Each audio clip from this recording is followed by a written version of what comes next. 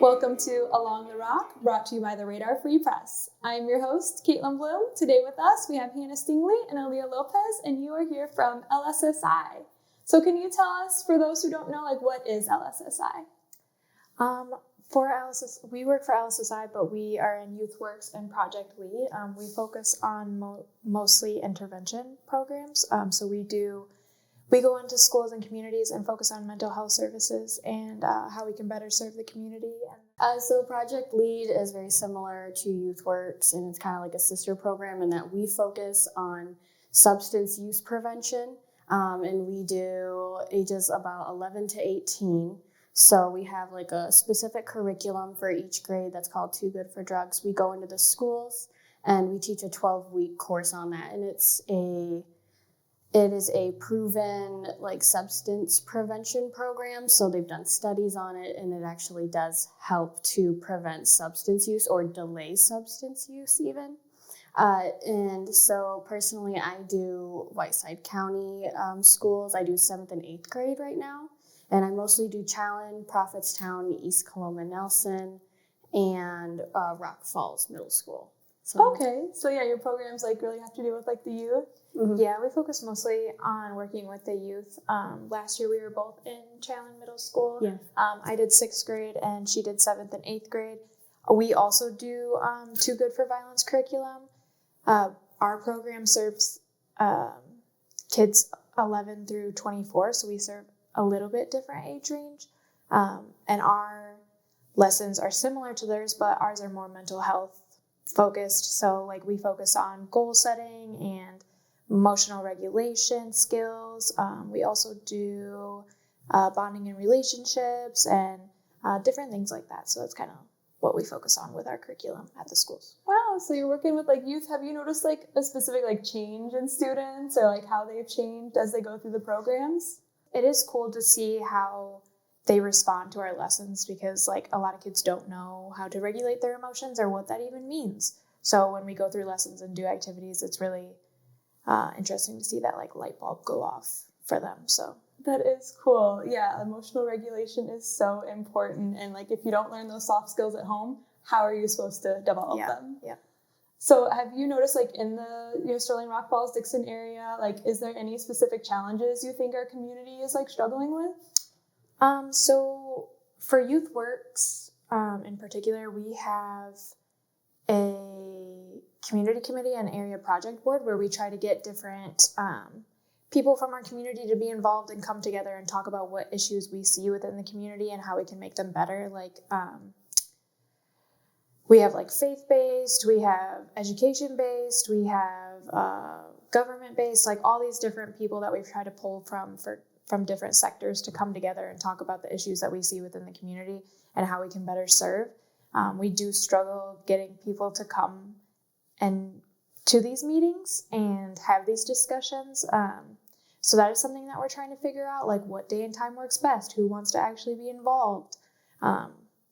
We're trying to adapt and fix that every year to try to make it better, but we definitely struggle with getting people to participate and be a part of it. I don't know if you have anything for your guys' program you struggle with? Yeah, so a big part of our substance use prevention is the IYS, which is the Illinois Youth Survey, which is actually going to be an implementation year this year. And so that gives us information on everything from have you used substances in this time period? Are you in a household with violence? Are you in a household that, talks about these things? And it gives a whole host of what to look out for in these youth and how we can help them better. But a really hard part of that is just getting the schools to implement the IYS. So we we contact them about every 3 months. Hey, are you interested in this? Can we discuss it? But the issue with that is a lot of schools, especially smaller schools, they don't want to look at that data. They don't want to know that they have a problem with something. They want to say, okay, yeah, maybe those schools do, but we don't, because if they just don't get that data, then they can ignore it. We have that same problem when we're trying to get into schools to teach this curriculum or do presentations. A lot of the schools say oh, we don't really have that problem. We don't need people to come in. but they don't realize that we're a prevention program. We're trying to prevent them from having those problems, so that they don't have to do more intervention. So we struggle with that, not only with the IYS survey, but with just getting into schools in general. Once we're in the school and we build that relationship and they see what we actually do, it's usually those schools never leave. It's just getting our foot in the door and making them see what we do and why we do it. So yeah, it sounds like you just really need some like more community involvement, especially from like the big stakeholders in our area, and just like community advocates, honestly, which hopefully this video will help with that. Now that people know what LSSI is, they're like, wow, I really support this. Like, hopefully they'll spread the news of like the work that you guys are trying to do. Yeah, and LSSI is so broad. There's so many different programs and different things. Like, I don't even know all the programs and different interventions and things we offer. I just know our 2 programs particularly. I mean, we have like foster care and all of that as well. Foster care, counseling, in which they even go into the schools and they'll do one-on-one counseling there. CCUIS and IPS. We have a whole bunch of different programs, but they all do much different things. Yeah. So we have a lot of things to offer. Do you have anything that you're focusing on, like a new initiative or something you're just really focusing on for this year?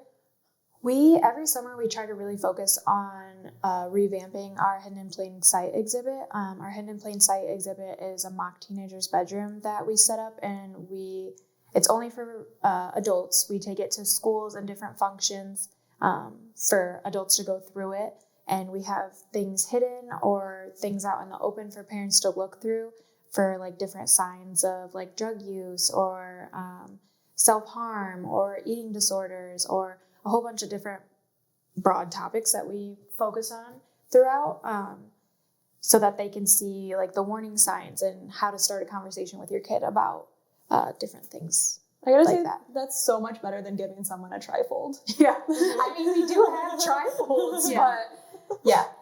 And it really is hard to get those up and running too, to get schools to have us in for those. I know that it's super hard, like they're so busy, and we try to do it mostly on like back to school nights or parent teacher conferences. Those usually work really good for us.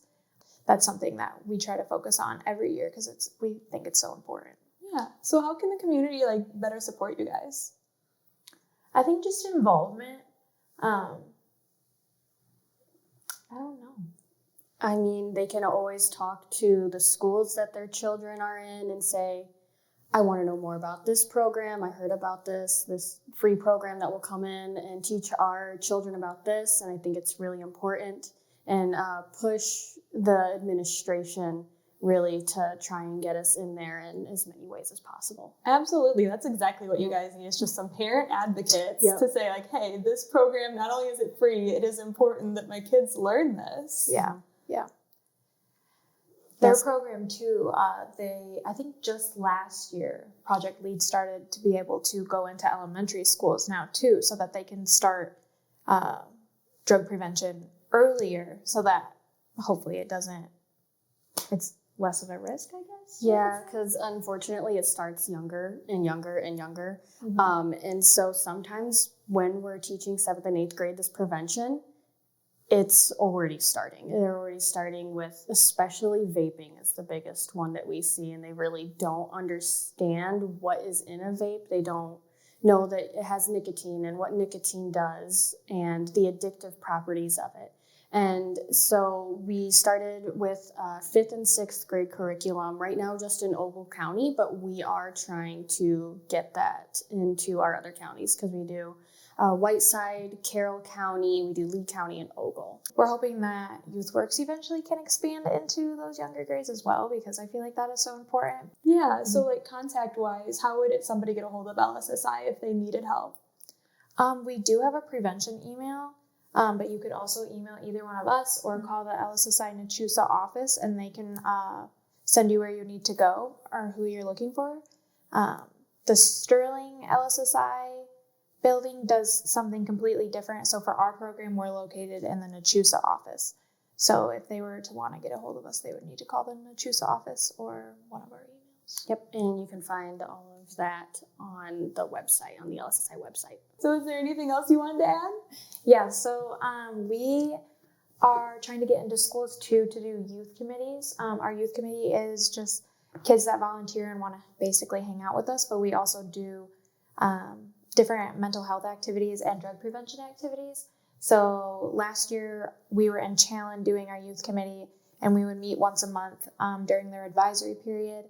And we did activities like we did chalk outside with like positive quotes. We painted rocks with positive quotes. We did like about me. We did people that inspire us, different things like that. You also did like a practice resume. Yes, we did. We did practice resumes. It was very interesting to see what the kids wanted to apply for and their dream. YouTubers. Yeah, a lot Yes. of YouTubers, a couple YouTubers. dirt bike racers.